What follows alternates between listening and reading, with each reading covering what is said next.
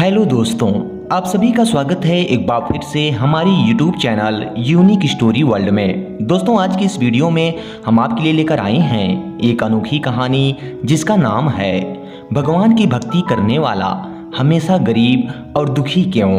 तो चलिए दोस्तों, आपका ज़्यादा समय ना लेते हुए इस कहानी को शुरू करते हैं।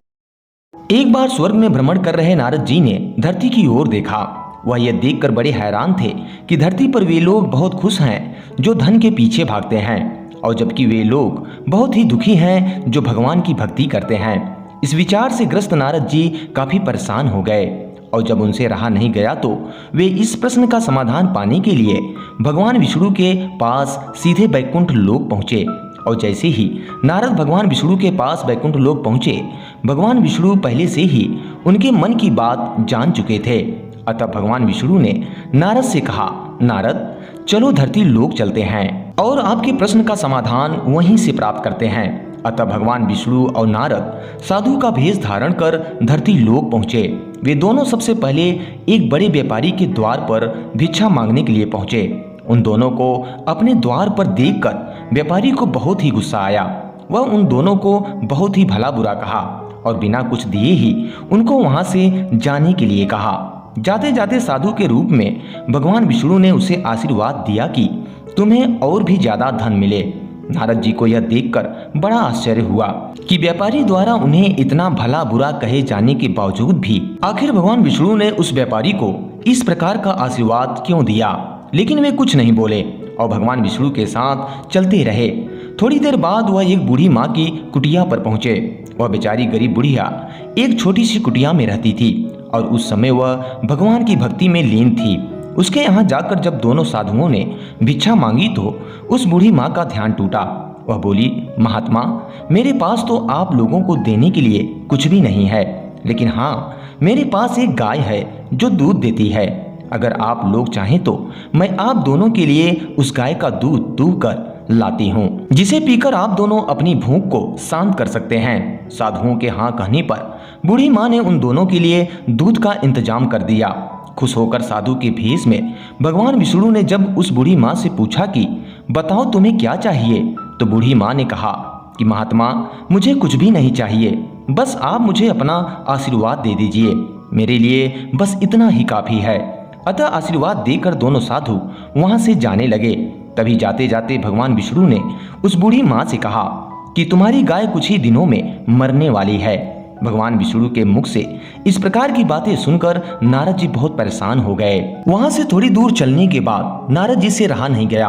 अतः उन्होंने भगवान विष्णु से कहा, प्रभु, यह कैसा न्याय है आपका? जिस व्यापारी ने हमारा इतना अपमान किया, हमें गालियां दी, आपने उसे और ज्यादा धन पाने का आशीर्वाद दिया, जबकि उस बूढ़ी माँ को जिसने हमारी इतनी सेवा की, हमारे लिए दूध की व्यवस्था की और दिन रात वह आपकी ही भक्ति में लीन भी रहती है, उसे आप कहते हैं कि उसकी गाय, जो कि उसके जीवन का एकमात्र सहारा है, वह भी मर जाएगी।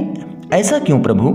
नारद जी के प्रश्नों को सुनकर भगवान विष्णु मुस्कुराने लगे। उन्होंने कहा, नारद, मैंने उस व्यापारी को जो आशीर्वाद दिया था, दरअसल वो उसके लिए श्राप था। उस व्यापारी का मन पूरी तरह से धन कमाने में फंसा हुआ है, और अगर उसे और ज्यादा धन मिलेगा तो वह आखिरी समय तक उसी धन के पीछे ही भागता रहेगा और अगले जन्म में सांप बनकर उसके पास कुंडली मारकर बैठा रहेगा। और रही बात उस बूढ़ी माँ की, तो उसका पूरा ध्यान अच्छे कर्मों में और भगवान की भक्ति में लगा हुआ है। हाँ, बस थोड़ा सा उसका मन उस गाय में अटका हुआ है, जिसकी वजह से वह अपने आखिरी समय में उस गाय के मुंह में यह चिंता करती रहती कि उसके जाने के बाद इस गाय का क्या होगा, क्या कोई उसे हानि पहुंचाएगा या कहीं मार तो नहीं डालेगा, जिसकी वजह से वह पूरी तरह से मुक्त नहीं हो पाती। बस यही कारण था कि मैं चाहता हूं कि आखिरी समय में भी उसका पूरा ध्यान सिर्फ मेरी तरफ हो, ना कि उस गाय की तरफ, जिससे उसे इस जन्म मरण के बंधन से मुक्ति मिल सके और उसे बैकुंठ लोक की प्राप्ति हो। इसलिए मैंने उससे उसके गाय के मरने की बात कही। भगवान विष्णु के समझाने के बाद नारद जी का मन पूरी तरह से शांत हो गया और वे खुशी खुशी भगवान विष्णु के साथ स्वर्गलोक वापस लौट गए।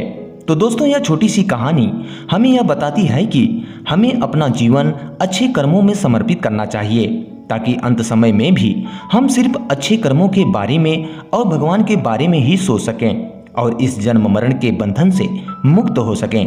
तो दोस्तों इस वीडियो में बस इतना ही। उम्मीद करते हैं ये कहानी आपको पसंद आई होगी। अगर दोस्तों कहानी पसंद आई हो तो इसे लाइक करें और चैनल पे पहली बार विजिट कर रहे हैं तो सब्सक्राइब जरूर कर लें। वीडियो पूरा वॉच करने के लिए आप सभी का बहुत बहुत धन्यवाद।